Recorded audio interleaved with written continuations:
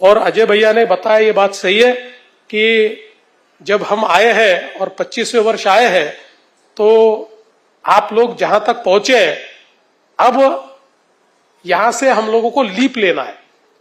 अब 25 साल में जहां तक पहुंचे पारक जी, उतना ही बिजनेस अगले 5 साल में करना है, क्योंकि जिस गति से भारत की अर्थव्यवस्था प्रधानमंत्री मोदी जी के नेतृत्व में गतिशील हो रही है।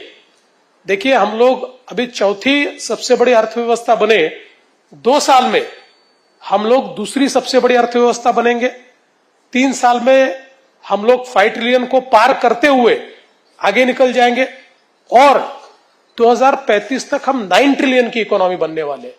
तो इसका मतलब यह है कि अर्थव्यवस्था की गति ये बहुत ही तेजी से बढ़ रही है।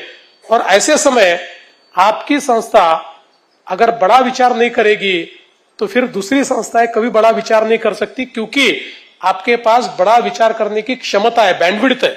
आपके पास वो बैंडविड्थ है कि आप बड़ा विचार कर सकते हैं। तो 5 साल बाद आप वापस मुझे कार्यक्रम में बुलाएंगे, उस समय ये एनपीए तो उतना ही होगा, लेकिन आप 250 करोड़ की जगह 500 करोड़ 1000 करोड़ पार करते हुए मुझे दिखाई पड़ेंगे।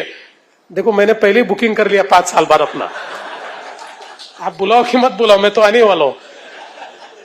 तो ऐसा ही आप निश्चित रूप से इसको डबल करेंगे, ऐसा विश्वास और शुभकामनाएं दोनों आपको मैं देता हूं। और आपने इस अच्छे कार्यक्रम में मुझे बुलाया।